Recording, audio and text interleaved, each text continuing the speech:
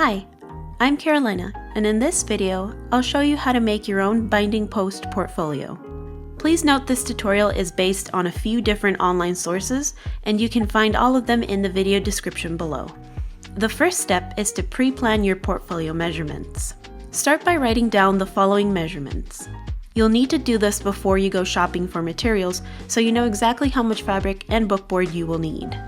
First, note your paper size. Whether you use a standard paper size or a custom one is up to you. For this book, I decided to use 9 by 12 inch Bristol paper. Now, determine what your printable area will be by subtracting 1.75 inches from the width of your paper. In my case, my printable area is 9 by 10.25 inches. The printable area is very important as this is the area that will be visible to someone looking through your book. The 1.75 inch space on the side is where you will be punching the holes for binding, and it will not be visible once you assemble your book. Now you need to determine the size of your spine and front and back covers. Make your covers half an inch taller and half an inch wider than your printable area. Your spines should be the same height as your cover and 2 inches wide. My covers are 9.5 by 10.75 inches, and my spines are 9.5 by 2 inches. The full covers, including a 1/4 inch gutter between the cover and the spine, are 9.5 by 13 inches. For the cover fabric, add a 1 inch margin around your full cover. That's adding 2 inches to the length and 2 inches to the width of your full cover. For the inside fabric, subtract a 1/2 inch margin around your full cover. That's subtracting 1 inch from the height and 1 inch from the width of your full cover. My cover fabric is 11.5 by 15 inches, and my inside fabric is 9 by 12.5 inches. Remember that you'll need enough bookboard and fabric to make 2 spines and 2 covers, 1 full cover for the front and 1 full cover for the back.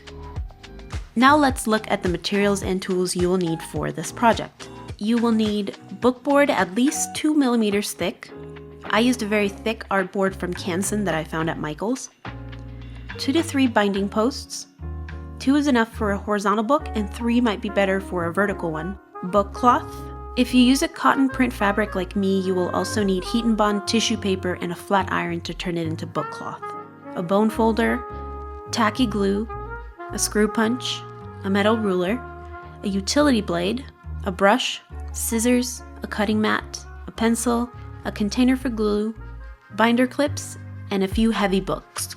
And of course, paper for your inside pages. Step number 2 is to cut your board. Start by measuring out your covers and spines on the bookboard. Mark them with a pencil and use a cutting mat, a metal ruler, and a utility blade to cut out your spines and covers. Go slow and be careful. You want your covers to be cleanly cut and the exact same size. You can sand or file down the edges if they're a bit rough from the blade. Step 3 is to make a hole punch template. Take a scrap sheet of paper the size of your inside paper and measure 1.75 inches from the left side and mark it with a pencil. This is the area where you will be punching holes for the spine. You can place the holes wherever you want. I chose to center mine 0.9 inches from either side and 2 inches from the top and bottom. Now use a screw punch to make the holes on the places you've marked and use the female part of the binding post to stretch the holes to the right width. Step number 4 is to punch holes into your spines. Line up one of your spines with its corresponding bookboard on top of your cutting mat. Allow at least a 1/4 of an inch gap between them. Place your template sheet centered on top of these and line up the 1.75 inch mark you made on your template with the left edge of your cover. Use your pencil to mark where the holes will be on your spine and use your screw punch to punch the holes out. You may need to press your screw punch down and scratch out a couple layers at a time, like I did. Use the hollow part of the binding post to stretch out the holes to the right width. Now you can use the first spine you hole punched as a template for the other spine. Stack the two together and use your binder clips to hold them in place while you screw punch the second spine.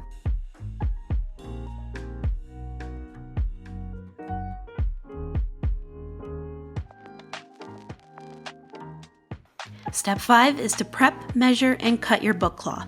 If you're starting with cotton print fabric the way I am, first you'll need to prep the fabric to be used as a book cloth.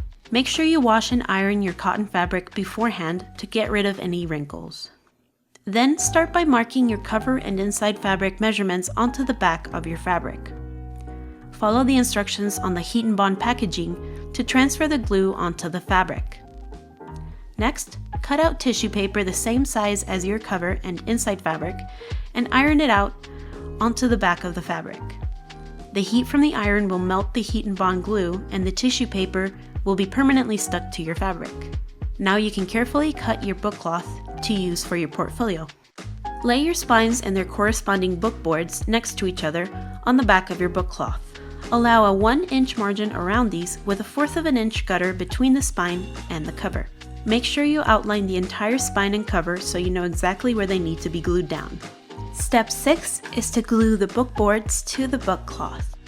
Pour a good amount of glue into a plastic or disposable container and mix it with a bit of water. This will make the glue much easier to spread.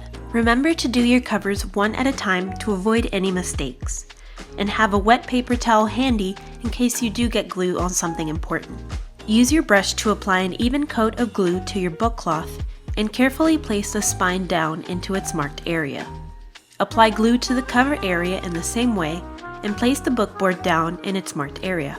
Quickly flip it over and use your bone folder to press the book cloth into the gutter between the spine and the book board and smooth out any wrinkles. To prevent the board from warping while the glue dries, place your cover on a separate flat area and stack heavy books on top of its entire surface. Repeat the same process with your second cover and let both dry pressed down with heavy books for several hours. Once the glue is dry, take your covers one at a time and cut the corners of your book cloth at an angle like I did. Apply an even layer of glue to one of the flaps and tightly fold it over the edge. Continue to glue the flaps down one at a time. Use your bone folder to smooth out any air bubbles and press the book cloth into the gutter. Switch out the boards to allow your first cover to dry flat with books on top while you work on the second one. Repeat the same process for the second cover. Allow both covers to dry pressed down by heavy books for a few hours or overnight. Use your screw punch to pierce through the book cloth and stretch the holes out before continuing.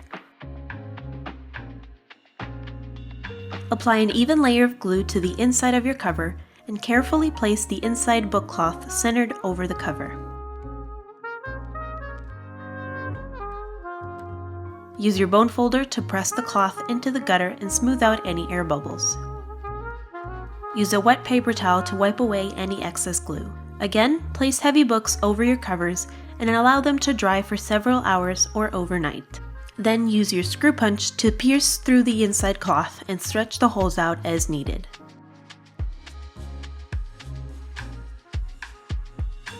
Step number 7 is to assemble your portfolio. Use your paper template as a guide to punch holes into your sheets. Stack them up and line up the template with the sheets and mark where the holes will be. Then use your screw punch to pierce through the holes. You may need to do this one sheet at a time, depending on the width of your paper. Go slow and make sure they all line up perfectly. To assemble your portfolio, all you have to do is sandwich your sheets between the covers. Push the hollow parts of the binding post through the holes on your bottom cover. Stack your sheets in the order you want and push them through the binding posts carefully, one at a time. Place the front cover over them and screw down the male part of the binding posts. And that's all for this tutorial. I hope you enjoyed it. Please let me know if you make your own portfolio on Instagram. I would love to see it. Thank you for watching this video, and I will have a new one up very soon.